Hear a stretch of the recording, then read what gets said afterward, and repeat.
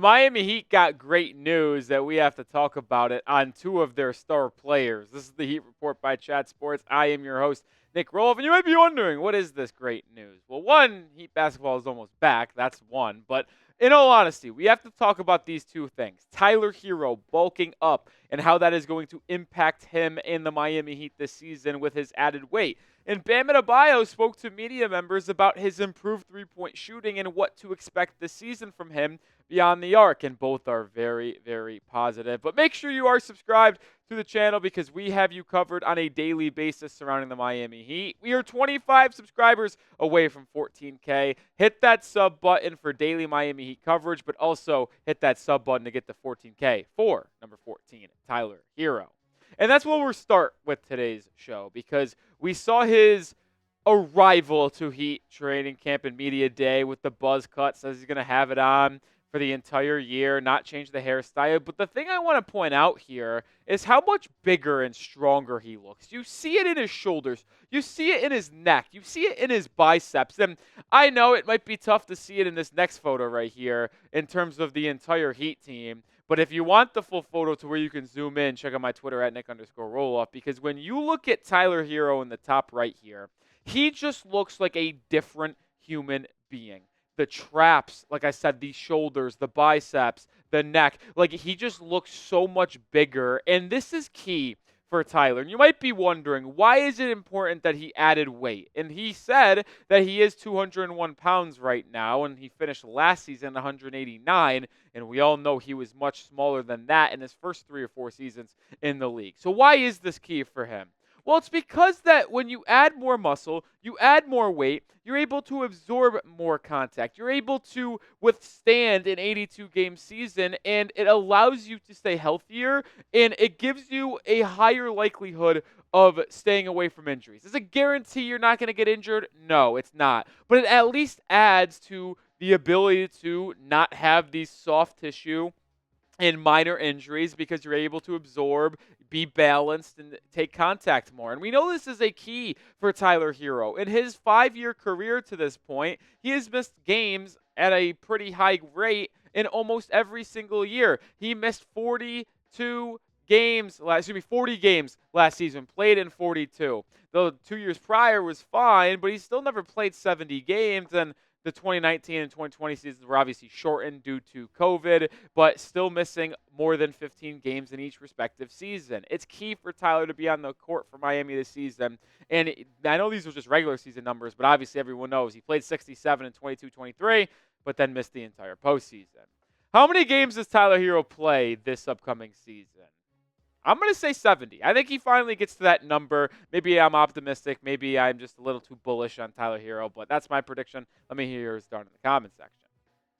And let's talk about what Herro is going to do this upcoming year because, listen, we talk about how Herro added weight and how that's good for him. That's how it's good for Miami because he's going to be on the court more.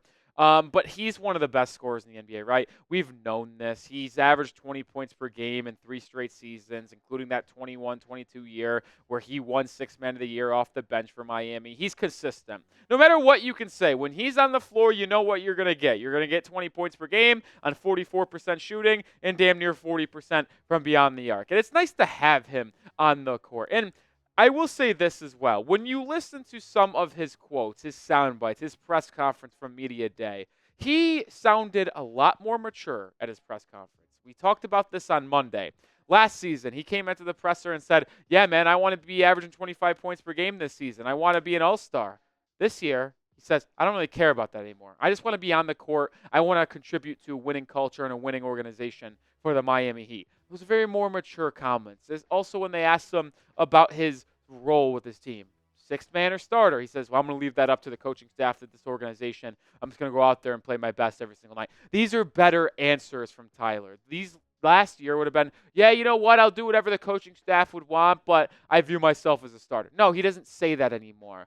And he also spoke about how he is going to expect to play more off-ball this season with Terry Rozier being here for a full year. Now that they've been able to work together in training camp, the preseason, they get chemistry, they get a rapport together. Now they'll understand how the dynamic will work with who has the ball in their hands more. Is Rozier going to be a playmaker? Is he going to be more of a scorer? What is Herro's role? Is he going to be playmaking in the pick and roll? Or is he going to be working more off ball, pin downs, curls, elevator screens to catch the ball off and then work off that? All I know is that I think we are going to see a different operation for Miami this season in terms of how Herro is used, Bam is used, Jimmy is used, and obviously Terry Rozier, and I cannot be more excited for that.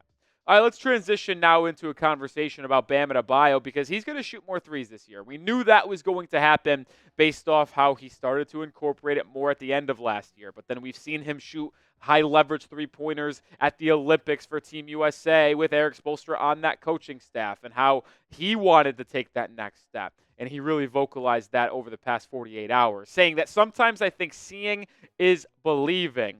I think Spo seeing me and being my development coach in the Olympics, it clicked for him in referring to his three-point shooting. And also, when he dropped that clip, that sound bite, he also said in that same little interview that he would like to at least, and he would expect at least 100 three-point attempts. And that is quite the massive leap for Bam, because although he didn't start shooting threes until very late in last season, he only shot 42 three-pointers last year. And that was the first time he ever started shooting them on a consistent-ish basis at the final 20 games of the season. So for him to want to get at least 100 up is a big step up. I feel confident in Bam able to knock down shots efficiently, but as long as he has the confidence to continue to shoot them, even if he gets off to a rough start from beyond the arc, that's the part that's more exciting and good news for Miami to me.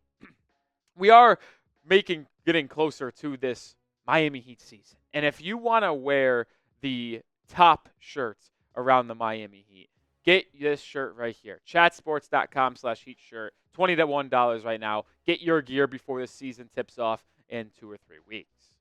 And let's look back at Bam's three-point shooting from a year ago. Bam from the right corner.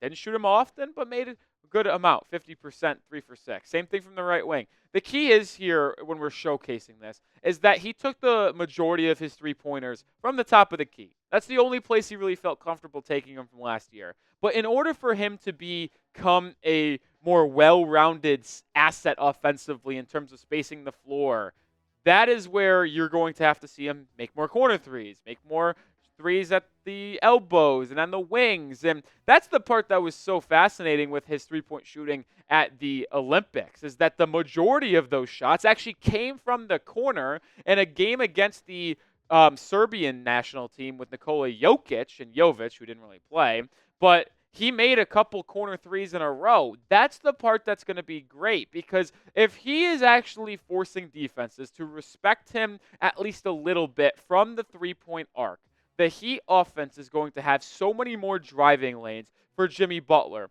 Tyler Herro, and Terry Rozier. And we have well documented the struggles for Miami at finishing at the restricted area at the rim over the past 2 months, between Herro being 9% under league average and Terry Rozier being 5% under league average in the restricted area in terms of their efficiency. But if Bam Adebayo is at the three-point arc, not all the time, but some of the times in this Heat offense, well, guess what? Herro, Rozier, Jimmy, they're not going to have to finish on and around the 7-footers that are usually guarding Bam and clogging up the paint. Having that space will allow Miami to finish at the rim as a team better, as well as have more three-point opportunities as a crew, play a little bit 5-out offense at times as well. And I tell you what, something as well, improved three-point shooting means a certain someone will be in the starting lineup sooner rather than later. But it's a guessing game. Bam will shoot 35.5% from three. I tell you what, if he shoots 35.6% from three, which would be over, that would be a heck of a season for Bam if he actually does get up 100 attempts like he said he was going to try. Type O if you think he'll be over 35.5. Type U if you think it's under. And I kind of just alluded to it a second ago, right? But if Bam is able to shoot over and shoot 35.6% from three on 100 attempts at minimum, that's a good enough of an efficient three-point shooter from your center to allow you to be confident in playing a double-big lineup more often. And we know Kel'el Ware is going to eventually develop into a decent enough three-point shooter because he showcased at least some range at Summer League as well as at the college at Indiana. And if you're going to have them to be your starting front court of the future, well, Bam becoming a three-point shooter, an efficient one, makes Kel'el Ware able to start much more sooner rather than later. And Bam's three-point shooting, by the way, is the wild card for this Heat team. We've talked a lot about it, man. Like, this Heat team is expected to be in the play-in this year, but there is a realistic possibility where they exceed all the expectations, become a 4 or 5 seed, heck, maybe even push Philly, Boston, or New York for a 3 seed, and that would all have to hinge on career years from Bam Adebayo offensively, with his three-point shooting being a wild card, Jaime taking a big second step, Jovic taking a third step, Herro being more efficient on the court, as well as Terry Rozier. Like, the pathway is there to be a top 3, top 4 team in the Eastern Conference. Now, a lot of things have to go right, like Bam Adebayo's three-point shooting, but the pathway is there, and Bam and his wild card of shooting could actually really extend the ceiling of this Heat ball club. All right, that's going to do it for today's show. Make sure you are subscribed to the channel because we're dropping Heat videos every single day, and we are actually just under a week away from Heat preseason beginning. How about that? Yes, you heard that correctly. So hit that sub button because watch parties are almost back and the season is almost back. So I'll see you with the video tomorrow. Go Heat.